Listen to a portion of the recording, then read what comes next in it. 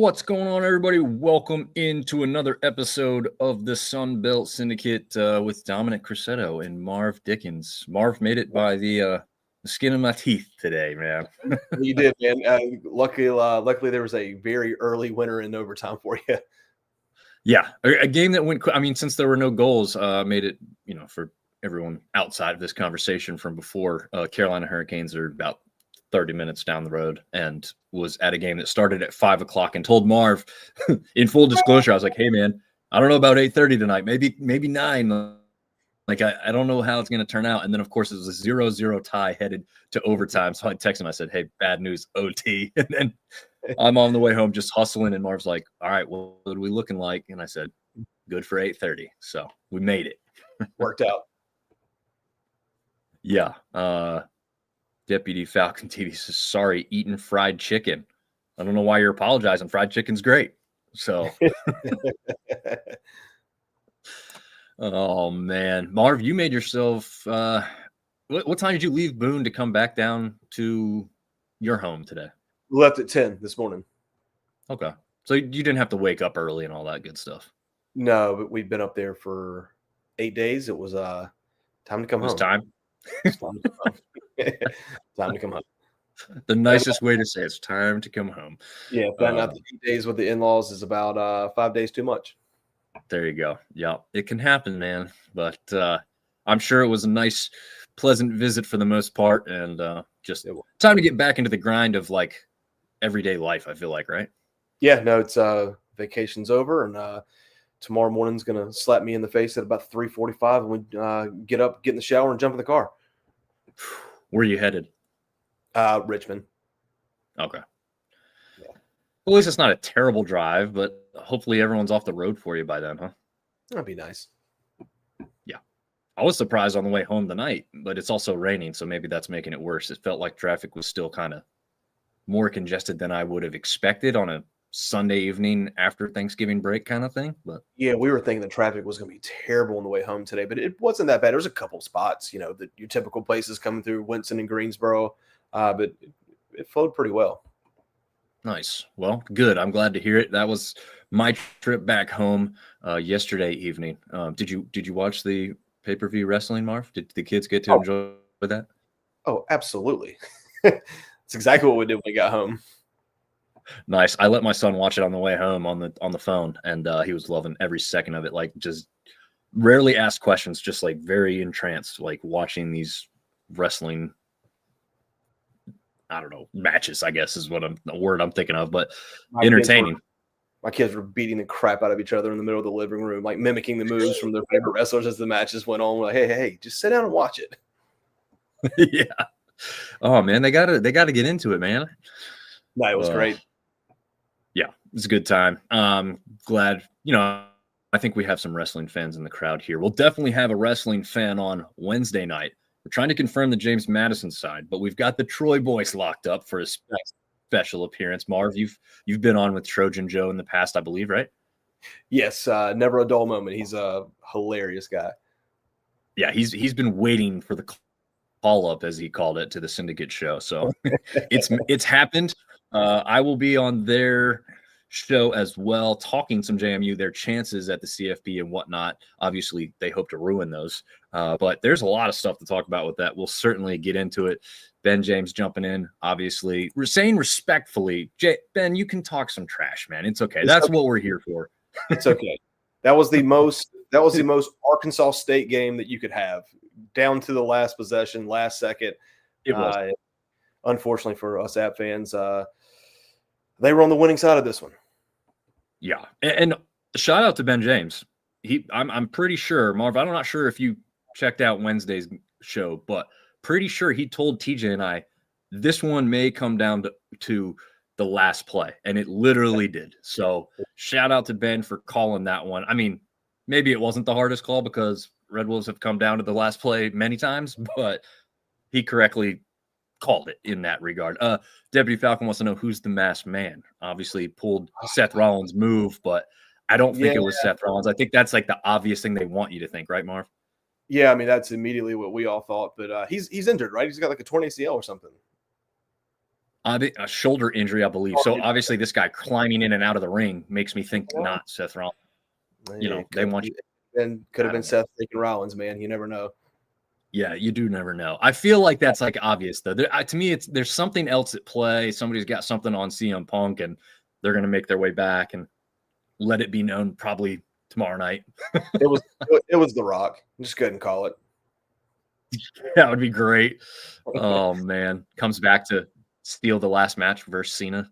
That would be that if you could write a story, which wrestling's not fake, so they would never write a story. That would be a pretty good one. Yeah. Speaking of writing stories, we got one for college football that you couldn't possibly have made up before this season started that we'll get into in a minute. But Ben wanted to bring up, since last Sunday, A-State Athletics hasn't lost, apparently, in anything. So, yeah. Impressive. Well, let's see. B. Falcon, do you need a Duke guy? I've reached out. I'll just go ahead and let the cat out of the bag here. I actually ran into and shook the hand of Delvin Joyce when I was at the App State James Madison game. He runs the podcast JMU to the House, former player, now in the booth for the Dukes.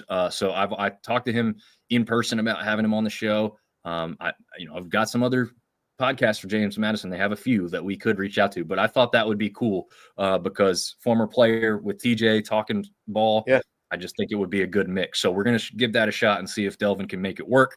If not, again, we'll definitely reach out to somebody from one of the James Madison podcasts to have on there. And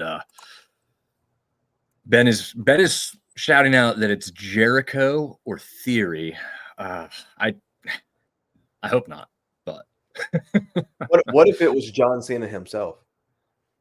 It would be interesting, and I would actually like that, but there's no way that the person in the actual outfit. Now, whether they put out the person it actually was, right? Like they could say it was Cena and have us try and believe that. There's no way the skinny dude in that outfit was Cena.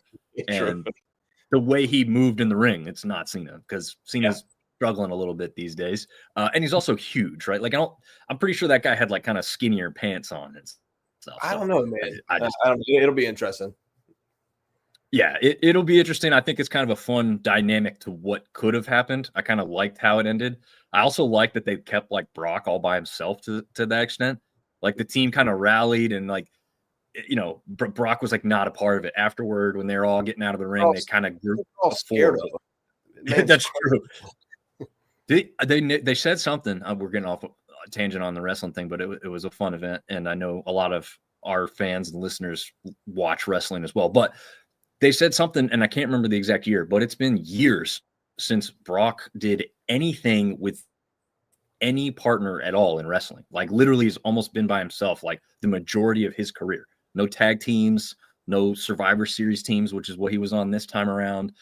So it's interesting dynamic, but it makes sense because that's kind of his character, right? Yeah, no, he's was it the last ass kicker? Yeah, there you go. He might be the last. I mean, dude, when that guy came out, I was like, good God. I don't know if he's back on the juice or what, but he's massive. Yeah, he is a massive humanity, a massive amount of humanity. That is for sure. It's insane. And also the former UFC heavyweight champion. Don't ever forget that. Not only can he wrestle, but he could beat your ass if he had to. Oh yeah, definitely could. All right. We've covered all the wrestling we're going to talk about, hopefully, tonight, but we'll see. He says he feasts on Sunbelt food. Well, I think, I'm pretty sure, one last thing, but doesn't he own, a farm or a ranch or something? Or, he's got the cowboy hat. I can totally see it. Yeah, same here. Could see it. Also, shout out to Braun Strowman. He's got, have you seen this? The show where he talks about eating and he goes to menu? Yeah. Oh yeah. Great show. If you like food, Strowman's from the Piedmont area of North Carolina. So definitely shout out to him. I think he said he was 350 pounds or something in the one show. It's just insane. He went down in New Orleans and got a po' boy, which I heard about how it was named, through that show, which I didn't know previously. So that was cool. So again, if you like that show, or that aspect of things. Definitely check it out. It's definitely a good one. Okay, now we will finally get into today's biggest headline out of the Sun Belt. It's not college football playoff talk, surprisingly. We're not talking Lane Kiffin. No, well, Kiffin's now in play at Coastal. No, he's not.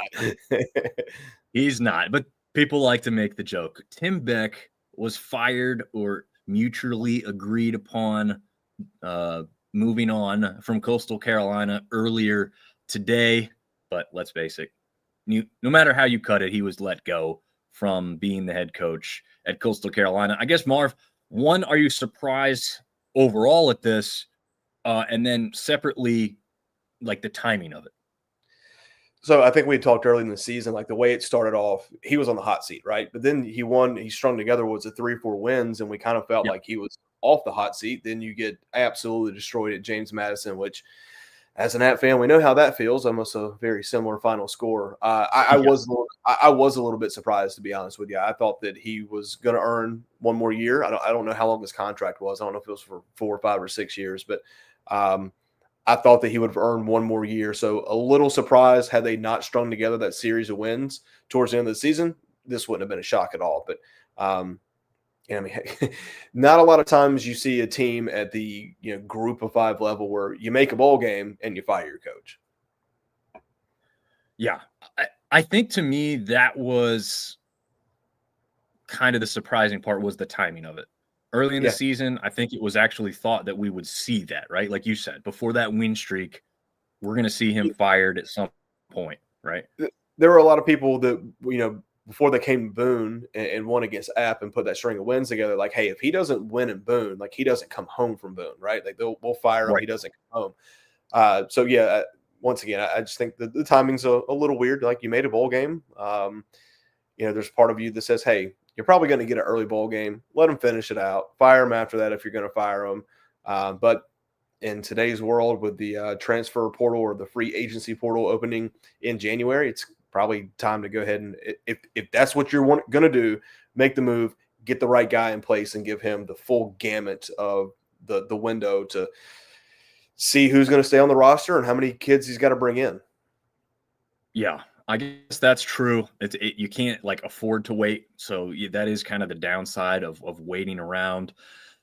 I guess the other downside though is right now there's a lot of coaching openings. Not necessarily that Coastal's on the same pedigree as a lot of the other schools that are looking for coaches, but you're still competing in a marketplace for a scarce quantity of coaches that are great, right? That you want to hire, and two that you can afford, right? I mean, Coastal can't go out there and compete with these top level schools, not just Coastal. It's not a shot. It's literally Sun Belt in general. We just aren't going to hire coaches for, I think we're now reaching the 1 million mark and just over, especially with incentives, but we're not going to pay the $2, $3, $4, $5 million contracts that a lot of these other coaches. I mean, Kiffin, is it official now with the LSU? I've been, busy since this afternoon. So is it official? He's at LSU now? Well, it's official. The number I heard was $12 million a year. Wow. That's the number I heard. All right, Coastal, offer 13 and he'll leave from LSU and come right over. That man has no loyalty. It's no. Make a Lane Kiffin joke. His daughter is dating the middle linebacker from LSU. It's like he's going to go there and bench him. Or he's going to be like, hey, we're going to get you more NIL money, but you got to kick us back 25%. That's hilarious. That would be pretty funny. This just starts the carousel, right? It's been going for other schools. I think James Franklin was the first guy let go throughout the season, but it just starts the carousel. Dom, do you think there'll be any other Sun Belt coaches let go, or do you think this is the only one? Man, so I thought, we'll talk about that for a second because that's a great question. I thought Helton had a chance to go, but then they make the bowl game. But if you really boil it down, I could still see it as somewhat of a possibility. But again, like you said, now with the timing, maybe it's too late. Now you're just sticking with them, right? But the thought process, and we'll show this in a minute, of where they were kind of supposed to end up at the beginning of the season or where they are now, which they had to win their last game to get into a bowl game. That's not, I mean, are you saying it's acceptable? I guess, because he's still around, but That's the one that I would like circle because let's face it, Georgia State, ULM, both terrible again this year. But I don't know one, like those schools, both of them really can't afford to buy out a coach. Then to bring in a coach is going to be difficult because who wants to go there? And like I don't see it with those two schools, but those are the other two that like immediately come to mind. South Alabama, to me, I felt like they were going to have a little bit of an up and down season, and it's kind of what they did. I think Applewhite's not a terrible coach. I know South fans sometimes don't agree. I'm not sure if Go Caleb here is our writer for SunBeltSyndicate.com, Caleb Seaver. He mentioned South's collapse against Coastal may have saved him in September. Speaking of Tim Beck, there's people out there that really are frustrated with South Alabama. I think they were missing some pieces that could have greatly helped that team. But I don't know, like they still had some dangerous games. I didn't expect them to beat Texas State. So to me, this final game really wasn't much of a surprise. I just think Texas State's offense is just that good. But no, I don't think anybody else is in danger. Helton's the only one I'd circle. But again, at this point, if they haven't done it now, I don't know. Marv, do you think you'd see one before a bowl game or like right after a bowl game, maybe? Helton was the one that came to mind, but also doing some research for the show, they've made a bowl every year that he's been there. Now, a couple times it's been you had to win your last game.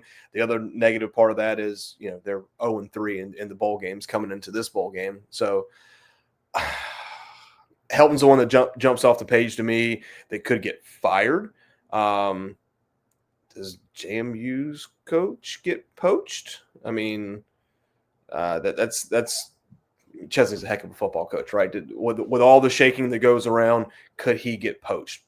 So I don't know if we would consider that a firing, but that would be the only other question mark of a team that might have a vacancy here in the next couple of weeks. That's a good point. Yeah, definitely not listed with the firing aspect, but you're right. I mean, a need for replacement. Yeah, I mean, they definitely are on the list. Where there's smoke, there's fire. UCLA is not going away. That was happening weeks ago when I was in Harrisonburg. UCLA stuff started coming out. That has only gotten hotter. Is he a West Coast guy? What was that? Is Chesney a West Coast guy?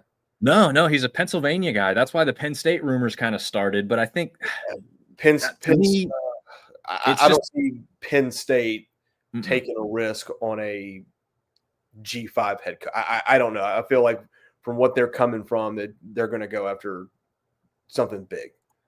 Yeah, I don't disagree. I mean, I think if you had like the Summerall aspect and you thought Summerall was interested, that's a G6, G5 coach that you think has proven himself, right? He's done it with multiple programs and every year has gotten, to the conference championship game, I believe, for any coach or any team he's coached, which is insane at this day and age, right? With the portal and everything else. But I think it's a large jump. The only thing that you can maybe point to that could keep him in that conversation is knowing the area for recruiting. But again, is recruiting all that important anymore? I mean, recruiting your own players to stay on the roster and recruiting people from the portal is more important than knowing areas of the country to bring in high school kids anymore. That's very true. I don't know. I don't see him. Money talks, right? But that's from Harrisonburg to Los Angeles is a bit of a move. I mean, who knows? Maybe a Memphis or a Tulane might be a good fit for him. They've got more money, but we'll see. True. We'll let it all shake out. I just hard to believe that in the Sun Belt you might only lose 1 to 3 coaches because it seems like every year it's just a revolving door of hey, congratulations, your team was really good. Now you got to go get a new head coach. We've had the conversation internally between you and I and Seth. I'd much rather be on that side of the door than the other side, right? Like hey, you just weren't getting it done. We're going to fire you. I'd much rather us be like, hey, we just went back-to-back 10-win seasons and now our coach is gone. Right. Absolutely. And I know there's been some rumblings. Artie was jumping in here saying, hey, y'all, it's been a minute since we've seen Artie in here coming to gloat that his team's in a bowl game now. Is he? No, I'm just kidding. But he is saying new year, new coaches, and entirely new teams. Marv, as you and Seth were saying on the group chat earlier today, the new norm. It's going to be every year like this. Yeah, it's super frustrating. being an App fan, right? Like coming from FCS, 1AA, whatever you want to call it, like getting the under-recruited kid to come to your school, watching them get, limited playing time as a freshman, have a breakout sophomore year, and then you know what you got coming into junior and senior season, and you never had to worry about him leaving, right? Like that was super rare that happened. That's not going to happen anymore. Like the biggest fear for a program like anyone in the Sun Belt is you have a freshman come in and he lights the world on fire and you don't have the money to pay him. He's gone. Yep. Yeah. And I think we've seen some of that. Sometimes they're not even freshmen necessarily, but just somebody who gets hot and has a great year. It's like, yep, they're gone. It's like, oh, man. Yeah, I was thinking today, I was like, who had a good enough season this year in the Sun Belt that they're probably not on that same roster next year? Well, not only that, and there's a couple of them, of course, but like even when you see senior beside their name anymore on a roster, you're like, does that mean that their last year? It doesn't. I don't know. There's extra year, extra 2 years. I don't know. So, playing by those rules anymore doesn't even work. I don't know how these coaches keep it straight. No, it's different. Once again, it's not like you said, having established relationships with high school coaches, being able to recruit kids, bring them in, develop them. None of that exists anymore. It's like, hey, who's this new kid in the portal? What were his stats? Who do we lose? Did they fill a position need? Let's see if we can get them on a visit. Yep. Very true. All right, Caleb's chiming in. He's been writing for us for South Alabama, so take his word as very good here. Okay, so this isn't just some random commenter that we have on the show. He's saying Applewhite has a ton of pressure. Coordinators will be gone. Applewhite had one more prove-it year, or he's gone. South may be saving money for a head baseball coach. Again, for those that don't pay full attention, Marv and I know South Alabama has a rich history in being very, very good in baseball, but they haven't been great here lately. I know that they'd like to return to form. So having money to spend on a baseball coach is absolutely more important to South Alabama than some other schools within the Sun Belt. So that's an interesting note there. Also a good question here. He says, Kenny, end of the year may have saved him. I think it did. I also don't think you want to – he could be replaced because he could also be offered – we heard the Oklahoma State rumors earlier. They seem to have completely died off, if not completely gone away, because of how the rest of the season transpired for Texas State. But, he's an offensive guy, I think. He's brought in all kinds of great playmakers. He's scored a bunch of points. It's been the defense that's let him down. I think he's safe. Do you want to go into the Pac-12? Oklahoma State's already hired their coach, so that's done. Oh, did they? Okay. They got the dude from North Texas. Oh, that's right. I totally forgot about that. You're right. Good point. So North Texas. Eric Morris. Which is crazy because you're going into a big game with playoff implications in Conference USA, and Tulane and North Texas have both lost their head coach going into the game. Is Summerall gone officially now? Yeah, Summerall's gone. He signed at Florida. According to ESPN, yes. Wow. Okay. Again, this afternoon was hustle and bustle as we got ready to get out of here and go to that game. So I think we left the house at 3:30. Gators hire Summerall as head coach. Wow. Crazy. Yep. So hey, that throws all kinds of wrenches into the plan that we even talked about with how a couple teams could make the college football playoff. But Ben James chiming in saying, please not Chesney to Memphis. Yeah, Arkansas State fans don't want to see that. They don't see them all the time, but just to hear about Memphis hiring a coach like that, I'm sure they don't want that as part of their thing.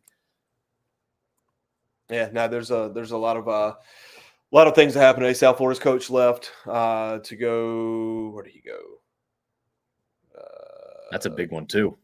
Oh my gosh, Auburn. Wow. Okay. Pretty big jump there.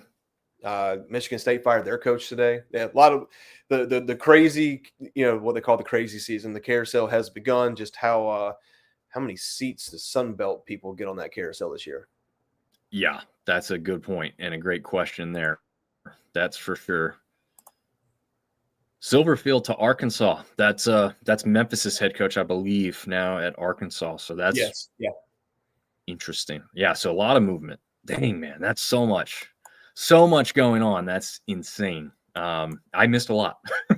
I go away for a couple hours, focusing on the Tim Beck stuff, and I saw some other stuff, but again, most of the time it was rumors. But anyway, what's not rumors here is our teams that are bowl bound and in a positive for the Sun Belt overall, not team specific, but we got as many teams in as we could have after this weekend. Yeah, right. No, so we knew we had 9 as a possibility. Obviously, between Marshall and Georgia Southern and App and Arkansas State, 2 of those spots were going to get filled. But Louisiana gets the win in a game that we'll talk about here in a second, and so does Texas State to round it out to 9 teams. Yeah, that are eligible. Correct. Now, in years past, we've had 12 teams, right? And that was kind of crazy. I honestly, when we had 12, I was like, there's no way they actually all get one, right? No, they found a home for all 12 of them. I will hope that all 9 teams this year find a home for a bowl game, because everybody that is on this list has put out tweets and everything else going bowling. You know what I mean? Like, how much would it suck to be like, yeah, we made a bowl game, and then, hey, guess what? You didn't get picked. Yeah, that would be awful, especially for these kids, right? I mean, a lot of the kids in our realm of football go on to actually play in the bowl games. When you're talking SEC, Big Ten, some of the top players sit out of these things, but a lot of our players actually participate in these. Some of them sit on the sideline, okay, but a lot of them actually participate. So it's fun to see this. It'll be interesting to see who Texas State gets and where they get to go, because that's kind of their final hurrah Sun Belt labeled football team for us. We'll see what happens with them. I was glad to see 9 teams make it. Again, was it all the ones that I thought or wanted? No, not necessarily, but it's a good total number of teams, right, Marv? No, it's to get 9 out of 14 in is fantastic. And once again, that was the max that we could have got coming out of last weekend. So to fill every spot is good. I hope all of them do get chosen. I don't know. I hadn't done enough research to see if it's in the past couple of years that you've had a couple 5 and 7 teams make it because there weren't enough bowl eligible teams. I haven't done the research, but with no skin in the game for you or I at this point, I hope all of them go, and I hope all of them win. Yeah, I know before this weekend happened, it was looking like enough teams would qualify. Okay. But like you, I haven't done the research to make sure that actually happened and this, that, the other. So I don't know for a fact, but people are still questioning it. So if they're questioning it, I'm thinking, yeah, enough teams have now qualified, and now we got to worry about it a little bit.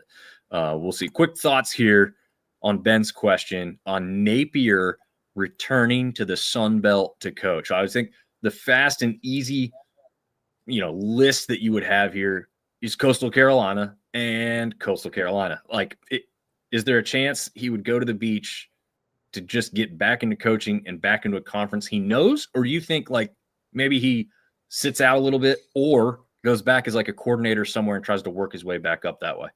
I think all those are realistic possibilities. Except for I don't see him sitting out. I mean, Napier's a football guy. He loves the game.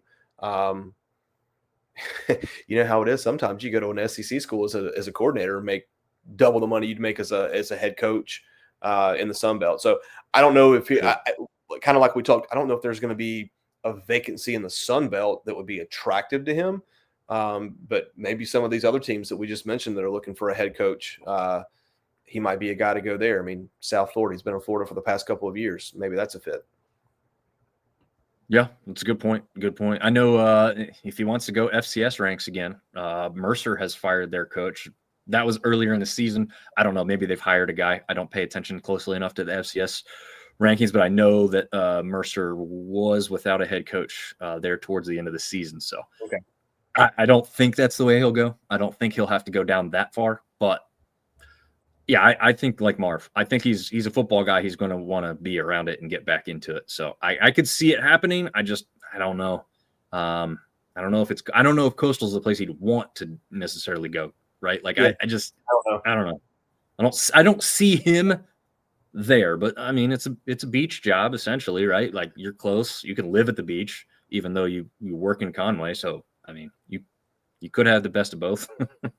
Yeah, no, I haven't seen his name pop up yet, but he'll land somewhere. Yeah, agreed.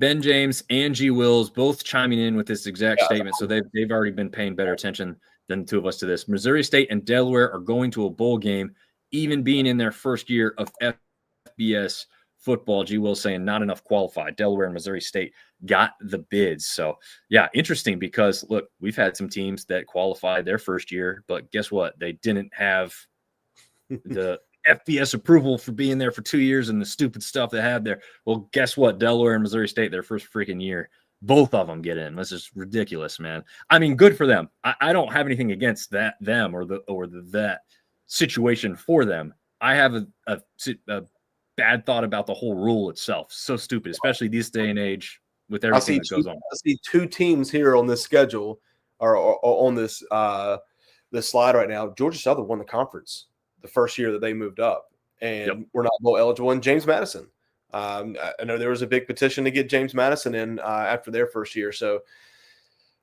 new era, I guess. But yeah, I was just reading there was 80 teams that qualified. Missouri State and Delaware, 82 teams. Every 6-6 team is going to a bowl game, so there's no danger of missing out. So all 9 of the teams that you see here in front of you will be playing in a bowl game. Nice, and hopefully, good. I like it. Hopefully, one of them will be in the playoff. Yeah, that would be fun. I have filled out my credentials for Harrisonburg, Virginia on Friday night, so we'll see what comes of that. That would be fun. Just in general, I think the atmosphere alone would be tremendous to be there for something like that. All right, so those are the bowl teams, and then next here we have the preseason coaches poll. This is what people thought was going to happen before the season. They thought the Cajuns were going to win the West. Texas State was going to come in second. Arkansas State in third. South Alabama. Southern Miss at 5, which now looks kind of shocking, right? Yeah. And also even more shocking at this point now, Troy all the way down at number 6. I thought it was crazy when they started, but hey, what do we know, right? ULM at 7. They got that one right. Sorry, ULM fans.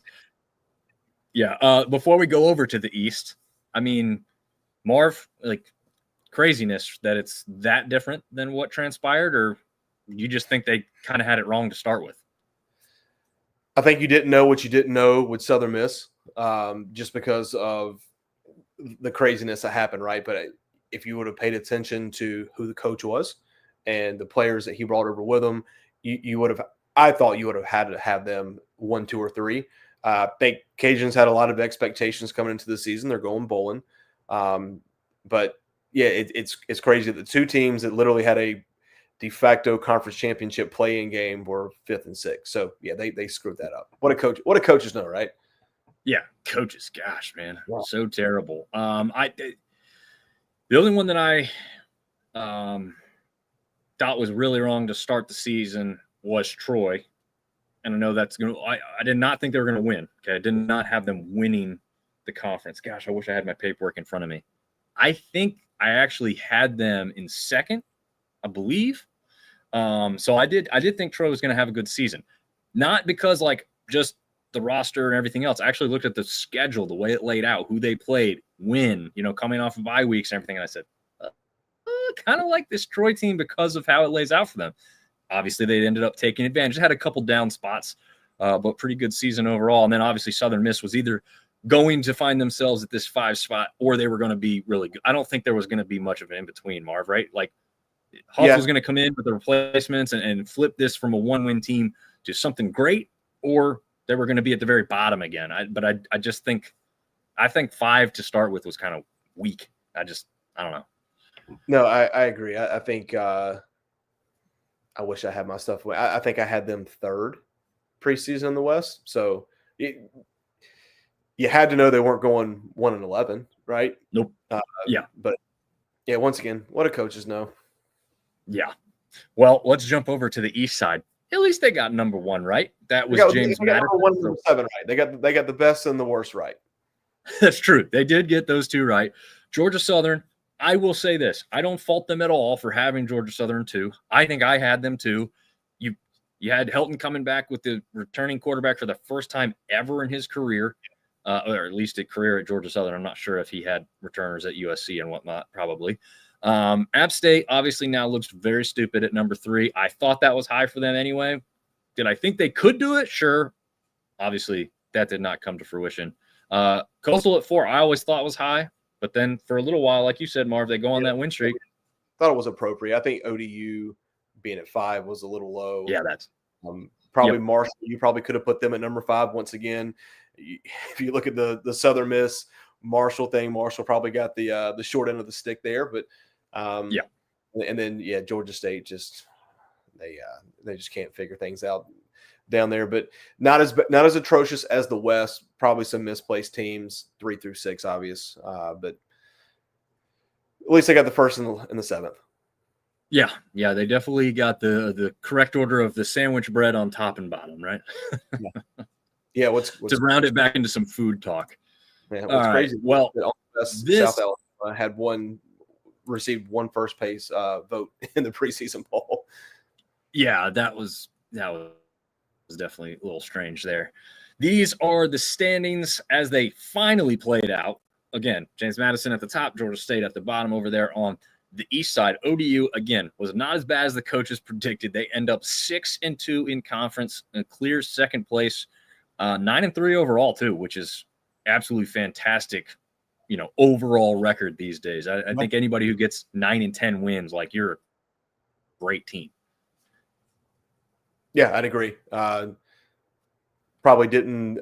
I don't think I had them 9-3 preseason, maybe 8-4, but they're looking at a good bowl. Hopefully, if the selection committee goes off of, I don't know what they do. Probably who's going to bring the biggest fans and the draw, the location, whatnot. But 9-3 is a good year.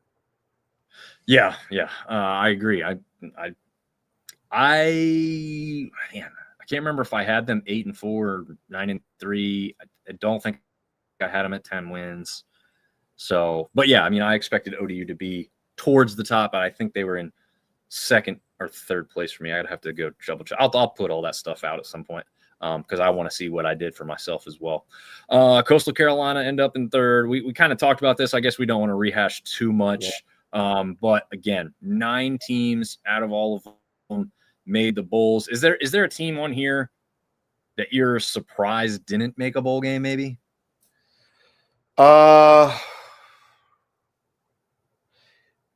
Knowing what we know now, or going into the season? Probably knowing what we know now. Marshall. Yeah. I would say I thought App State could at least get 6 wins. I thought, even on another down year, 6 wins was definitely attainable. Yeah. I think, they came down to the wire, as we talked about. We'll get real specific here in a second. But, yeah, I mean, it came down to the wire, and they could have gone. But that wasn't the only game that was like that. They had a couple that they kind of just let get away from them at the end. Kind of like Arkansas State. But, Arkansas State came out on the winning end more often, obviously. Yeah. But, yeah, I don't know if I saw South Alabama going to a bowl game necessarily. Definitely didn't see ULM or Georgia State. At least I don't think I had either of those two teams. I know I didn't have Georgia State in a bowl game. I can't remember if I weirdly had ULM, at least getting 6 wins, but it's hard for me to think that I did have that. I hope I didn't.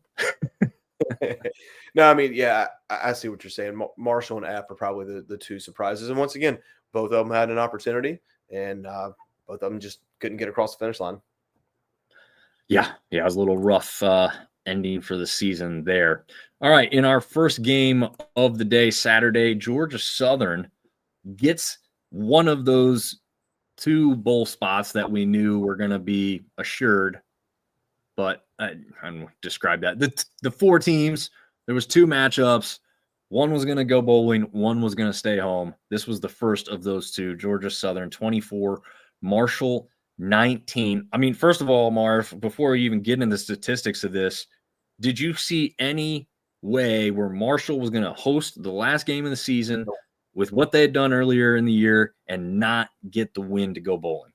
No, I was shocked as I was checking scores sitting in at Kid Brewer because Georgia Southern was up 24-6 at one point. And I was just like, there's no way they're going to go into Huntington. You would have thought that Marshall was going to be pissed after losing the App last week, and they were going to – I thought it was going to be a close game. But no, I did not think that Marshall would lose on their home field with a chance to go to a bowl game. Yeah, I right there with you. I just didn't see that coming. I mean, look, Georgia Southern came into App State and won there. Yeah. Not necessarily easy or tough. I mean, not necessarily easy to do, but I didn't think App was really that impressive that night either. And so I was like, I just, even if Georgia Southern plays that type of game in Huntington, I just don't think that's going to be enough to win. But lo and behold, I mean, maybe you can tell me a little bit more. Del Rio Wilson went in this game, but no touchdowns, 1 interception, and Zion Turner got the majority of the snaps and the single score through the air. Yeah, well, I mean, I think, like I said, it was 24-6 at one point. Marshall, a little bit too little, too late. But yeah, J.C. French threw for 313, 2 touchdowns, had another 51 on the ground. Camden Brown, 9 catches, 157 yards, and 2 touchdowns. Georgia Southern, this is a couple. The biggest stat to me is the time of possession. They held the football for 41 minutes and 28 seconds. Wow. That's complete dominant. And they were 11 for 19 on third down. Obviously, those two kind of go hand in hand. But, yeah, I don't know how healthy Del Rio Wilson was. I mean, obviously, he had to leave the App game, tried to give it a go. But it's hard to win a football game when you don't have the football. Which is crazy because you say that, right? And so I'm thinking, okay, ate them up on the ground. They did have 173, but that's not really like, oh, that's crazy. They only had their top rusher, Todd, go for 60. So they didn't really light it up on the ground. They went for 355 through the air, which is like, okay, that makes sense that they held on to the ball, but you're thinking like, okay, time of possession won't be crazy, but like you said, it was. It's not like they turned the ball over 5 times and made it easy for them. It was a 1-to-1 turnover game. Yeah, it just a little bit too little, too late. And once again, they just didn't have the ball. 11 for 19 on third down conversions, obviously extending drives, keeping it in your possession. Like I said, they 173 yards on the ground. Marshall only got 64 yards on the ground. So yeah, they were 3 for 10 on third down. So. But they were outgained by 150 yards. It was 528 to 372. So, yeah, I didn't see that. I'll probably, if you would have asked me to put money on it, I would have saw it the other way. I thought it was going to be close, but I thought Marshall pulls it away at home. But, veteran quarterback versus a 2-quarterback system. And once again, I didn't get to watch the game because we were both in Boone. I don't know if Del Rio Wilson was just limited due to I think it was an ankle injury that he had, but. Yeah. Georgia Southern goes bowling, and we said it earlier, 4 times in 4 years for Clay Helton there. They have not won a bowl game since he's been there, but they have been to all 4. Interesting. We'll see if that turns out. Shout out to 2 wide receivers in this game. Camden Brown setting records at Georgia Southern, by the way. Again, surefire NFL pick if you're asking me. 9 receptions, 157 yards, and 2 touchdowns. Phenomenal game, but not to be outdone though. Yep. Go. You got it. You want to go with the Marshall side? Adrian Norton, 8 catches, 160 yards, and a touchdown. Just 2 guys that had phenomenal days. Yeah. That's insanity as far as the receiving cores are concerned. And then we could actually throw a third one on there. In third place, Marcus Sanders Jr., 8 receptions, 135, and a touchdown. Just 3 wide receivers who totally went off in this game. And again, if you tell me the time of possession, I'm thinking, okay, running backs dominated the day. Yeah. Quarterback had tons of rushing yards. But no, that's not at all how it played out. So I can't wait to go back and watch this one because I think like there's just going to be some crazy plays through the air. Yeah, I mean, you would think that Georgia Southern just dinked and dunked them, right, to have that much time of possession. But once again, 173 on the ground, pretty balanced attack, 530 total yards. But yeah, let's see if Georgia Southern can get over the hump and win a bowl game under the Clay Helton regime. Yes, it will be interesting to see if they can do that. Okay, in a game that once you said you were checking scores and surprised by the Georgia Southern Marshall game, this one surprised the hell out of me. 10-10 at the half between ODU and Georgia State. This is a game that I could have seen as we'll talk about later, and we saw earlier in the year, James Madison beating up on App State 59-10. That's exactly the type of score I thought we were going to see out of this one. And in the end, ODU spaces it out a little bit, but not like way comfortable here. Marv, what did you see in this 27-10 win for the Monarchs? Well, Vegas thought the same thing. The spread going into the game was ODU was a 28.5 point favorite. But to be honest, it was kind of a weird game. Colton Joseph did not have a phenomenal game passing. I don't have his stats right here in front of me. Oh, yeah, I do. He was no, he ran for 108 yards and a touchdown. Devin had 137 yards, 2 touchdowns. Yeah, it was Georgia Southern had a 10-0 lead at one point, believe it or not. And they gave away 27 unanswered, 10-10 at halftime. But Georgia State only had 283 yards of offense. But yeah, I would have thought that this game would have been a little bit more out of hand than what it was. But hey, ODU's 9-3, bud. Yeah. Colton Joseph passing 9 of 22, only 106 yards. He literally ran for more than he threw, and no touchdowns through the air, 1 interception. So just run the ball, young man, because that was working very well for you. And we know he can, right? Like there's no concern about him running the ball. So it's not like, hey, they're not winning if you're not running the ball. But, you know, it wasn't his day through the air for whatever reason. Shout out to Christian Veyer, which is, again, the weirdest last name to pronounce with the way it looks. That's French Canadian. Not how it looks. No, not in the least bit. The first couple times I tried to pronounce that, I completely butchered it because I had no idea until I watched a broadcast and heard everybody else say it. 18 of 37, 154, 1 touchdown, 1 interception. That's not great. Okay. No.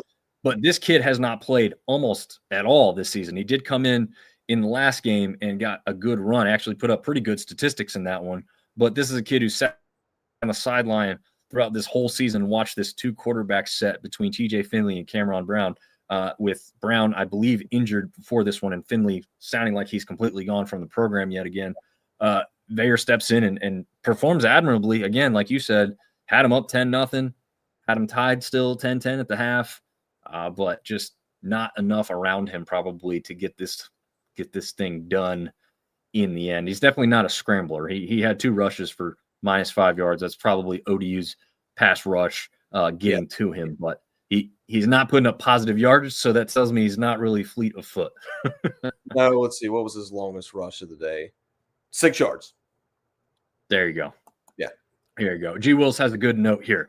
He would highly recommend listening to Ricky's postgame. Stated the obvious that the outside noise of the portal, possible last games, even for non-seniors, and so on, was clearly presented and the players weren't as focused as they were during the season. Yeah, I mean, you also have those outside rumors, thoughts, you know, Franklin was at your game. Now he's a head coach at VT. Is he going to get you to come over there? And I'll be honest, you know, I got into the little thing with the Monarchists because they were saying something to somebody, or somebody had said something to them like, hey, I'm hearing rumors he's going to leave. And they're saying, no, he's not going to leave, you know, this and that. And I said, I mean, Ronnie could literally look me in the face and tell me he's not going to leave. And it's not anything against him or ODU. Any coach in that situation could look me in the face and tell me they're not going to leave. And I'm just not going to believe it because of past history, right? Like it doesn't mean anything, unfortunately, until like brass tacks comes and like, hey, you know, we are recruiting and the portal is open and I'm staying here. I hope he stays. Like I think he's a good coach. He's the longest tenured coach in the Sun Belt at this point. Yeah. And, you know, it brought a team to 9-3. ODU's a recruiting hotbed. I don't know how much success he literally has right there in that area, but it's only going to get better when you have seasons like this, right? Yeah, I mean, if he stays and can keep some cohesiveness with the coordinators and Colton Joseph stays, I mean, who knows what happens with JMU? They're going to lose some. I think Barnett's a senior, right? He's gone after this year? I believe so, yeah. Well, we think he's a senior that's done the eligibility. Let's assume that he's gone. They might be the front runner if they can retain everything for next year for the East. So, but you're right. Who knows? I mean, if James Franklin, who is a well-respected coach, right, who's going literally a couple hours down the road, calls you and says, hey, come be the offensive coordinator, associate head coach, like that could springboard you to something bigger and better. Who knows? But once, outside noise, what did Saban call it? Rat poison. Don't take the rat poison. So we'll see what happens. But yeah, great season for ODU, 9-3. We can sit here and say they didn't win by as many points as we thought they were going to win by. Who cares? They won. Right. Exactly. Yep. And like G. Wills is saying, like, if the outside stuff was real, we have to remember, no matter what you want to say about these kids now making money, they are still literally kids in most of the mental capacity aspect. So those things do matter. You can't be like, oh, you're a professional, all you have to worry about is football. No, they have to worry about so much more. So these outside noise, these outside things do mean a lot at the college level. G. Will says, I'd put good money Ricky is staying, but Colton is gone. And I would assume, look, it doesn't matter what he thinks. There's going to be teams that are probably doing the illegal stuff and trying to recruit him away. And some of those things are just towing the line because you have a player that reaches out to him instead of the coach and says, hey man, you should, you start that conversation. Who knows how those things happen for sure. But this is a kid people are watching, and they were probably paying attention right after the Indiana game when he ran all over the Hoosiers and help ODU put up one of the best scores against Indiana of the whole season. Yeah, very true. I think if Colton Joseph, and we talked about it time and time again, if he was, and he's shown flashes of it, but if he was more capable of beating you from the pocket with the set of legs that he has to run the ball, dude, he would be scary. Okay, here you go. G. Will says he is from Cali, just saying. So I am going to say, let's start this terrible rumor now for ODU and James Madison fans. Chesney to UCLA, and he steals Colton Joseph away. That's like a kick in the nuts to the Sun Belt right there in one sentence. Yeah, it would be. It would be. Hey, listen, but being a hat fan of both of those guys being in the East, you got to speak it into existence sometimes. Yeah, G. Will says, stop it. Don't do it. Oh man, I'm gonna put a terrible rumor out there right after this show. We'll clip this clip and put it out there so everyone can hate on us. Sam Talk Sports chiming in saying it's funny how P4 says G5 doesn't belong in the playoffs, but are consistently poaching the G5 players and coaches. Yep. No lies detected. Absolutely true. You could look at the top rusher in, I guess I haven't checked after this weekend, the top rusher in the country. Guess where he came from? Oh, just the Sun Belt last year. So, yeah. And ULM at that. Okay. He wasn't even at the top team in the Sun Belt. So we have talent. We have coaches who know what the hell they're doing. And there was a Sun Belt connection there too, because didn't he go to a guy that used to coach at App? Oh, yeah. Interesting. Yeah. Also just got a fat contract extension. Yeah. And here's another one that you can speak up. Same as last year with Gio Lopez. UNC tampered for months. It's ridiculous after enough time. Millions of NIL talk. Yeah, I mean, the rumor is what, like almost $6 million a year for Lopez. Or I'm sorry, I don't think it's a year. I think it's like a total contract for a number of years, which is still a lot. It still means over $1 million a year, if that's true. Good for him again. But the dirty stuff. Good for you, buddy. Yeah, good for you. Keep that rolling. Be smart with the money, but enjoy it and have fun with it. All right, we can get back into Ben's stuff here. He says when App State got out to a 13-3 lead, he honestly didn't think A-State could make the comeback, but you never know with the cardiac pack, as they did come back after the back and forth game that was the 30-29 victory for the Red Wolves. Marv, we had to suffer the ending in person, but somebody said, and it was TJ actually, who said earlier this year, sometimes when you have two, not great teams, you actually get a good football game. Yeah. We got a good finish, a close game. I would not call this good football though. Would you? No. It was middle of the pack Sun Belt football, but Ben's kind of right. I looked at my buddy Sam when we went up 13-3, and I said, kind of feels like we should be up 21-0 right now.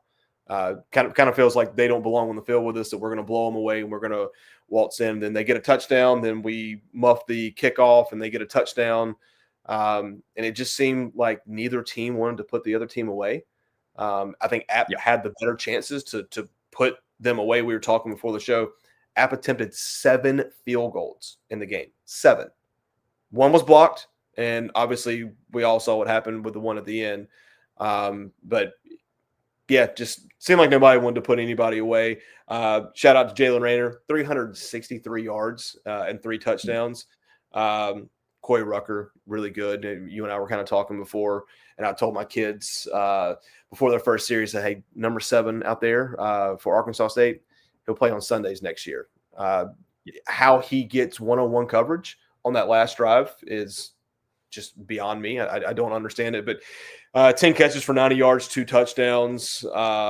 Chauncey Cobb, which I had to look him up after the game because not a big dude, 5'6", 160, but man, the dude can fly. Got a set of hands on him. 5 catches for 117 yards. And J.J. Cole for App State, 26 for 39, 271 and 2 touchdowns. App not taking anything away from Arkansas State to come back and have that 75-yard drive with their back against the wall. They deserve to win that game, but man, App shot themselves in the foot, dropped touchdown pass in the first quarter, block kick, fumble kickoff return, and then the play that we all thought won the game to have an illegal procedure, 4 guys in the backfield. Just it's kind of a appropriate ending to a not so great season for App. And congrats to Arkansas State, man. Go win a bowl game. Yeah, absolutely. Neil was agreeing with us. Not good football. Arkansas gave App every opportunity to take the game. Yeah, I mean they did. And also you speak about that touchdown that wasn't at the end. Is legal procedure like too many men in the backfield? I guess it's like kind of the same thing. Yeah, that was like that's what they said. They said four guy legal procedure, 4 guys lined up in the backfield. So obviously a receiver, a tight end didn't cover a tackle, which with 93 years of NFL coaching experience, you thought you would have seen that. Actually, I don't know if we could have called a timeout because it was 4th and 1. I think we called a timeout going into that, so I don't know if you could have called another one. But well drawn up play. I mean, they sold out for the run, which is what they should have done, and left the tight end wide open. But to call a timeout and come out and line up incorrectly is inexcusable. Yeah, absolutely. And we talked about it before we went live too. There was a play that was very similar designed earlier in the game. It hit a tight end, in the hands as he was about to cross the goal line, untouched, completely unmarked even. And that one just wasn't caught. So the people are going to focus on the missed field goal to end the game. As you said, your kids kind of did, right, Marv? Which is obvious. But there are a number of reasons that it got to that point, and those were not on the kicker, who made his kicks most of the day if they weren't blocked. So 5 out of 7. I mean, he scored more than half the points plus extra points. I think I told Bob Mason and said he didn't lose us the game. He definitely had a chance to win us the game, but he didn't lose us the game. It was like I said, drop touchdown pass, illegal procedure, fumbled kickoff return. Offsides on a punt that extended a drive, just small little things like that. But once again, not taking anything away from Arkansas State. Like they should have been out of that game several times, and they just kept fighting. And when they needed to play the most, they threw it to the guy that makes the best plays for him in Rucker. And there you go. Yeah, shout out to David Larkins, who caught that almost game-winning touchdown pass now, as we know. Senior went out with 6 receptions, 72 yards, led the wide receiving corps yesterday. I think that's probably the only time he's ever led App State in receiving yards for a game. So pretty big game for him to go out at home. Unfortunately, it wasn't the ending that he really wanted. And Jakari Lewis, who came on strong at the end after Dominion had the start of the year that was, literally on fire. Jakari Lewis came on 22 carries for 108 yards, did not find the end zone there. Neil mentioning the targeting on 3rd down, incomplete pass. Yeah, That was against App State, right? Is that the one I he's talking called, about more? I called, yeah, it was. I called some friends and they were like, no, it was targeting. Said if you watch, Okay. he almost decapitated the guy, which he did knock his helmet off, and the pass was behind him. It was, you want to say it was unnecessary, but you don't know if he's going to catch or not, right? Like you got a guy coming across the middle. From the replays that they showed in Kid Brewer, which, by the way, the worst replays probably in history of replays. It looked like it was shoulder to chest. Yes. But I called a couple people and they're like, no, that was crown on the helmet, launch, like the whole nine. It was an accurate call. And those are diehard App fans that I was expecting, like, oh, that's a bull crap call. They're like, no, that was targeting. That makes sense. Okay. Yeah. Cause I mean, I saw what you saw. The replays looked like, yes, he kind of launched, but it looked like he delivered the shoulder. But you're right. I mean, it was just terrible camera angles. So, good for them for getting it right if that's the case there. But I haven't seen it other than what we saw in the stadium, which, again, does not tell us the full story. A cool note from Ben here saying the voice of the Red Wolves football, Matt Stoltz, drove 9 hours after men's basketball on Friday, made it to Boone at 3 a.m. after the men's basketball game, and at 5 p.m. Central Time. So shout out for the hardworking men and women that are behind the scenes of the media. We don't always get to hear or see those stories, but it's never easy when you got to make a bunch of things work, and the long hours and everything else is kind of crazy. But yeah, good for those people that are doing it and bring us what we expect to watch every Saturday and every other day that they're doing it throughout the rest of the season, especially for basketballs. We know that's getting started up. Neil says literally poked shoulder to chest on video instead. Yeah, again, it did look like that in the stadium. Yeah, absolutely. But again, probably there's maybe a replay that we didn't see because it definitely seems like you don't get them all necessarily. Although I will say I am happier that they have started to show those replays. Like before, you're sitting there and you're like, I don't know. I have no idea. But anyway, moving on. Again, another team that qualified for a bowl here in the last game of the season. This one also came down to the wire because this was an overtime game, right, Marv? Yeah, man, what a back and forth game. 7 lead changes throughout the course of this game. No, you there? Gotcha. Yep, we're just delayed for some reason. Gotcha. I was saying back and forth game, 7 lead changes in the game. Aiden Armada, 311 yards, 3 touchdowns. Zach Palmer-Smith, 20 carries, 114 yards, 1 touchdown. Nick Trujillo, 4 catches, 133 yards, 2 touchdowns. I wrote here a note that this was a game of big plays. I think Louisiana took the opening kickoff, 95 yards for a touchdown. And I think there were like 5 or 6 plays that were over 40 yards that kind of defined the game. But, man, senior day down there in Cajun country to come away with a win, overtime win against your rival, got to feel good. Yeah, and they say the rival, but they like to say it's not a rival. But again, this one is one of those ones you throw out all that crap, and this one always ends like this, right? I mean, it just seems like it.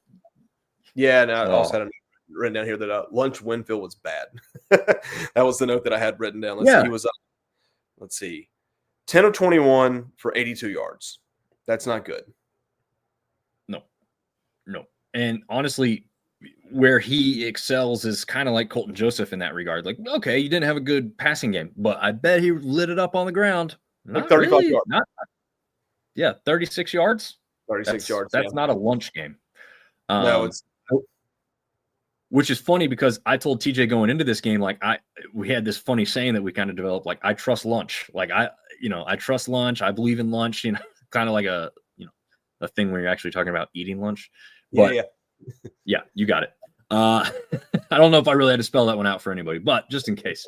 But yeah, I mean, I really thought this is a kind of game like he could take over. Again, doesn't have to make a really successful day through the air for him. He could do it on the ground, but no, they either game planned for him really well or he just wasn't having the greatest of games. It's funny though, if you look at the team stats, right? If you just went to ESPN and just looked at that page, you're going to find out that ULM had 516 total yards to Louisiana's 338. That they, threw for 311 and rushed for 205. Time of possession, literally even, 30 minutes and 8 seconds to 29 minutes and 52 seconds. The difference was 2 turnovers. Really, that's kind of what cost the game. But if you just went and looked at the team stats, you're like, oh, man, ULM won that game easily. Unfortunately, I didn't. Had to go to overtime to figure it out. But I was back here looking through the game cast. So, yeah, opening kickoff, 95 yards. And then you had a 68-yard touchdown pass, a 76-yard touchdown run, and a 43-yard touchdown pass. Yeah, so the game of the big plays. You're right, man. That's going to be fun to go back and watch that one. Sam says, lunch was my favorite subject in high school, not my favorite QB. So, good thing there. Lunch was also my favorite subject too. So can't blame you there at all. All right. Again, just like the Cajuns, Texas State had to have this game won to go bowling. As we know now, they did that. 49-26 over the South Alabama Jaguars. This one only in doubt early, I'd say, right? I mean, the menu of, consistency. I don't know. I'm trying to trip over words there. The epitome of consistency. Here we go. Texas State, 10, 11, 14, and 14. Those are the scores by quarter. So they could not be stopped or slowed down, it seemed, right? Yeah, I mean, the final score, it's still kind of lopsided, right? But, it was 49-14 at one point. Not a competitive football game. They do get 2, I guess you'll call them trash touchdowns or garbage time touchdowns. Literally 2 touchdowns within the last 4 minutes of the game. They were actually 12 seconds apart. Wow. But yeah, just domination. And this is kind of the offense that I think we expected from Texas State all year, right? Yes. And I think we saw it for a lot of the year. The defense kind of let them down, and Artie can kind of chime in on that. But if you look at the preseason coaches poll, I think this is what people expected to see from Texas State week in and week out. Yeah, don't disagree with that at all, one bit. A note about the South Alabama defense and maybe the way that game went for this reason, or a part of this reason, is that the top Sunbelt DB, Naheem Chandler, left the team to enter the transfer portal before the game, didn't travel with the team. That certainly depleted the secondary. And Caleb says, looks like the portal may get ugly. Yeah, if that's part of the reason that the score was the way it was, unfortunately, that's not great. That's the stuff we hate to hear. Artie Cat says we did it. It's laughing at it. You did do it. I mean, again, like Marv just said, this is the team that everyone kind of expected to see all season. It's just the defense wasn't up to par early, I guess. No, really in the middle. And Brad Jackson had a heck of a game. Yeah. 20 for 26 for 280 and 2 touchdowns. Also ran for 113 and 3 touchdowns. And when he wasn't running for touchdowns, he found his good buddy Chris Dawn Jr., 8 catches, 154 yards. Didn't score, didn't get a touchdown. But, yeah, just the offense that we expected to see from Texas State defense finally played its part. And, Artie, I hope you come back and join us from time to time next year, because we're going to miss you, man. We gotta get down there for a baseball game, Marv. We gotta get down there before it goes out. But we'll see. So it's not an easy trip. We definitely have to do a plane ride for that one. So we'll have to look into that further. Sorry, guys. We're not going basketball to Texas State. It's not enough of a draw for us. Artie says our kickers' only 2 misses were possible game winners this year, which is crazy. Because he hit some pretty big kicks earlier in the season too, like distance-wise. So you're like, oh, he's got the leg, but I guess maybe when it comes down to the clutch, just couldn't quite get it done. But yeah, that's true. And, well, the one was against Arkansas State. I think that would have made them go up by a full 7 points. I think Arkansas State came down and then kicked. Maybe that's not the one he's referencing. But anyway, interesting aspect. Artie's expecting the first responders bowl again, which I think Texas State fans are just not excited for. So we'll see what happens. We'll see. I think they should be excited because a couple weeks ago it did not look like you were going to make a bowl game at all, and now here you are. So let's see. You got two guys that are on this right now that would love to see their team play in a first responders bowl. So, yeah, it's true. Sam saying, Artie, you can come on Bronco Nation Live and football and chill with us. Dominick had a great time when he came on. Yeah, Artie is a great Texas State fan, knows his stuff inside and out. I bet you Artie would definitely jump on the show and be able to talk to you about some Bobcats football, but also other sports as well. The WAC 12 awaits, he says. The WAC 9 or whatever number it is does await you guys. So hopefully take a win. Get us one last Sunbelt victory before you get out of here, Artie. That's one thing we will ask of you. If you want the coaching carousel, Neil is spelling all that out down below for you as we jump into the next score here, which will be another surprise, at least to me. Troy going on the road to Hattiesburg and winning 28-18. The interesting aspect to this one, Marv, first of all, that first quarter was absolutely atrocious football. Like the epitome of like, oh, the Sun Belt sucks in football, blah, blah, blah. Those people, they could have looked at that first quarter and I would have been hard pressed to disagree with them. It was bad. Yeah. Nobody could really do anything. There were no points on the board. There was turnovers by each team. Just, penalties, it was gross. It was a terrible start to this game. One interesting note that I found out is the reason Southern Miss wore these all yellow uniforms was a throwback to when Troy and Southern Miss played years ago in a bowl game that Southern Miss won. So they were trying to recreate that whole dichotomy. Yeah. Guess what? It didn't work. Troy wins 28-18. Marv, tell us more about this game. I mean, like you said, kind of bad football to begin with.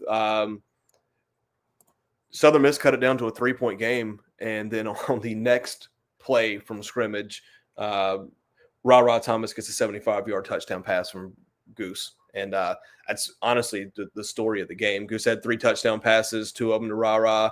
They had an 11-play, 85-yard touchdown drive that took 5 minutes to kind of bookend what we were just talking about. Then Southern Miss goes down, scores, gets a 2-point conversion. The next play is a 75-yard touchdown pass and sealed it. So I thought this was going to be a close game. I don't think it was the greatest game by either team, but look at Troy, man, going to their 3rd in 4 years conference championship games.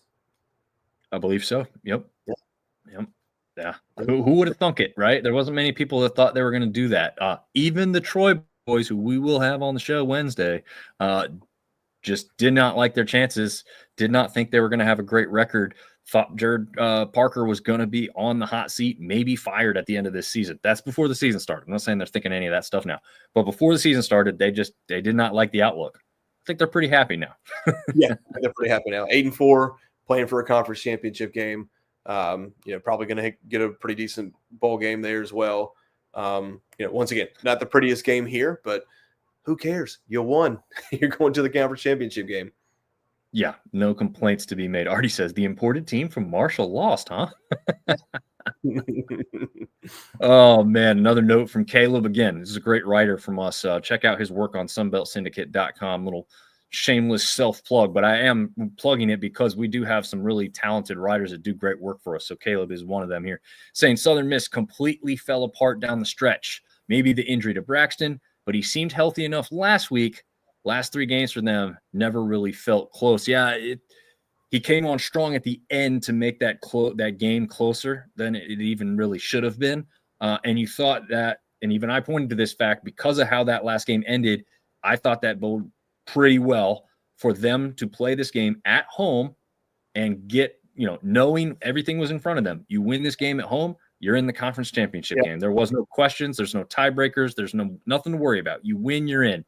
I just thought they would be able to walk in there and get it done. Not necessarily easy, but, Troy did have that terrible game against ODU with Goose returning at some point in that game. He didn't play the full length of it, but they got blanked 33-0.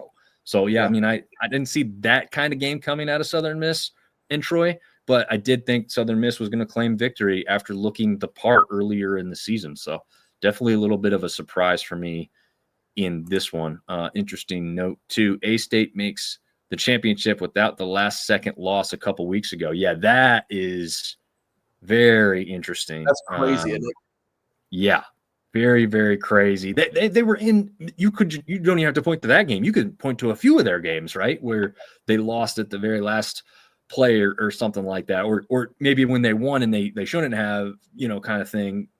They just both ways you could take that for A-State, like how different their season could be.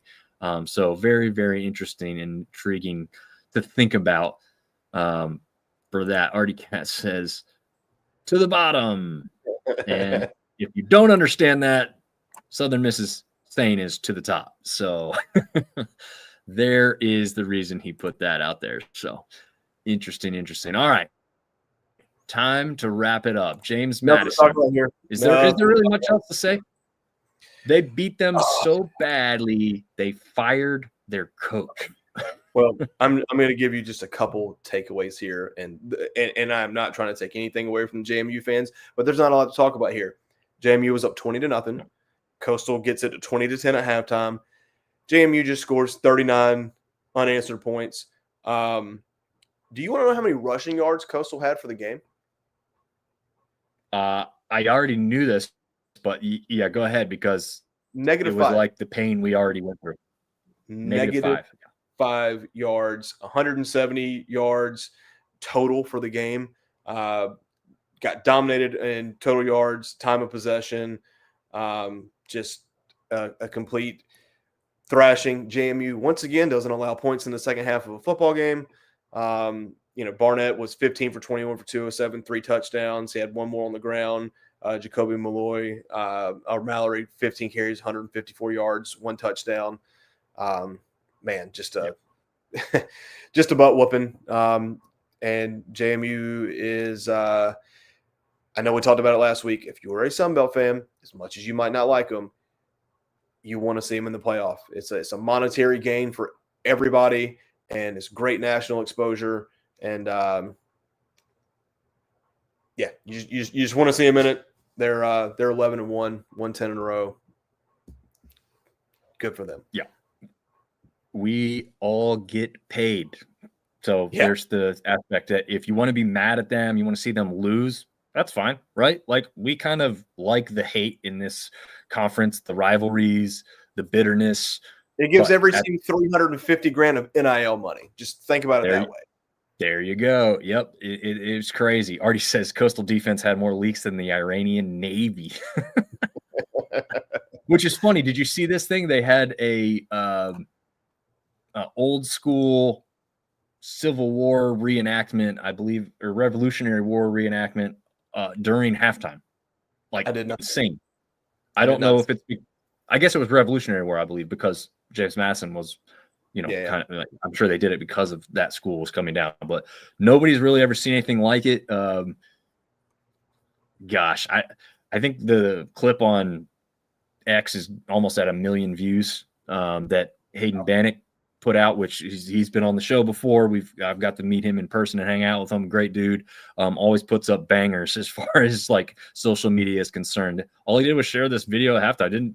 Didn't do any crazy edits. Just really put it out there and said, "Look at this. Coastal does what they want, and it works." And he's not lying. Like, it's catching fire on social media. People loved it.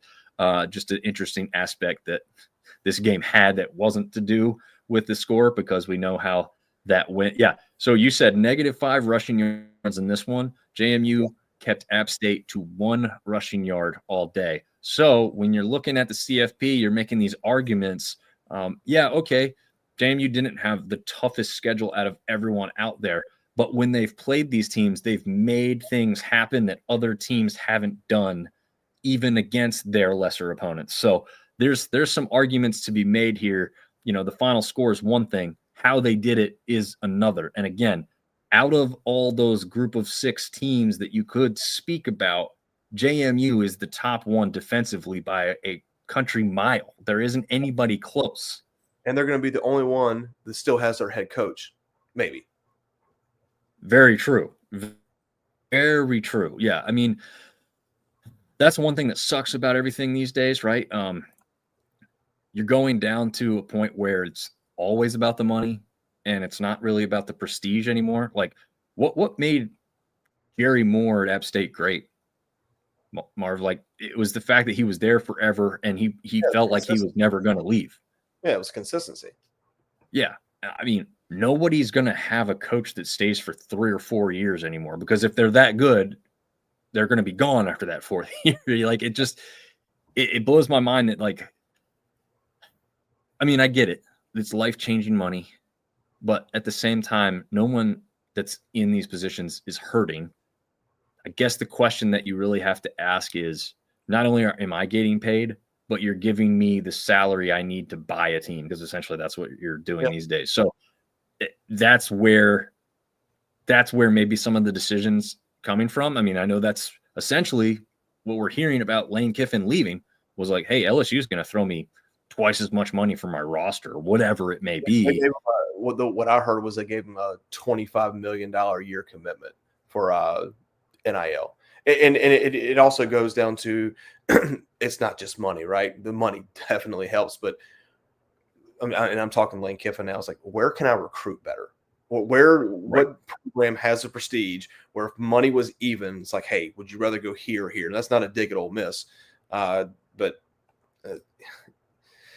crazy world we live in that it already has to think about that. But as far as you were saying, the coaches, like, yeah, these guys they're making millions of dollars, right? But there is a vast difference between $1.5 million a year and $12 million a year. They're not those guys don't sit on the same seats in airplanes. You know what I mean? Right. Yeah. Some of them fly private. Yes. Which apparently is part of negotiations for coaches. Like, apparently that was a James Franklin thing at Virginia Tech. Like, I'm going to need a jet, like, because we may need to go get a recruit or go see somebody, like, last second. I can't wait around. Like, it's crazy that, like, those are parts of the conversation, right? Like, pay me all this money, but also here's my list of demands, right? It's a reality. It's part of it. Yeah. Sam, I was never a fan of Kiffin because of how he's operated in the past anyway, but Sam was a fan of Kiffin, he says, with what he did with Ole Miss, but now he hopes he fails miserably. I've already been a hater of LSU. This is just going to make it a whole lot easier to hate LSU. So for me, that's fine. Ross is saying Sunbelt fans still can't handle it, as speaking as a James Madison fan. Look, Marvin, I can tell you, as App fans from when App was on top, nobody likes you when you're on top. It doesn't matter that you're doing things for the conference and bringing in money and going to CFP. No one likes you. They hate everything about you. Some of it's jealousy. Some of it's just wanting to see you lose. So if you don't like it, just lose. People won't mind you as much, right? Yeah. But I'd keep winning because it's a lot more fun when you're winning. So I would definitely suggest continuing to have everyone have a bitterness towards you, because it's still more fun that way, right, Marv? Winning's always fun. Yeah, we've seen enough losing at App State for the last 2 years. We're ready to win some more. I want to be hated again. Yeah, there you go. Artie says, I need a Cessna Piper Cub for recruiting. I don't know what type of plane that is, other than a Cessna. I know it's a small plane, but you're not getting anywhere fast, and no one's going to be blown away when you show up in it. How's that? There you go. There you go. Remember Tosh Show skit Kiffin's Corner? I remember that name, but they were great. Wearing that. Oh, okay, I remember it now. Wearing the dumb golf hat. Yeah. Tosh was great. I feel like that guy doesn't really do anything anymore, but I don't know. Anyway, it's about time to wrap it up. Marv has an early morning. Thanks for joining us. College football playoff talk will still be live and in effect, but again, don't miss us Wednesday night live. I believe we're going to go at 8:30. We will at least have the Troy boys, and we'll see if we'll get a James Madison counterpart. Marv, last parting words. You got a quick prediction for what you think is going to happen in Friday night? Vegas says it's 22.5 points. I think JMU wins. I'll leave it at that. Yeah, that's what I think as well, but we'll see. Oh, and Thursday, Sam Talk Sports, the college football roundtable on a square screen or rectangular screen, as it may be. So, and Artie says, see you at Bowl Games Selection Show. Yes, we'll definitely put something together for that. And until next time, we'll see y'all later.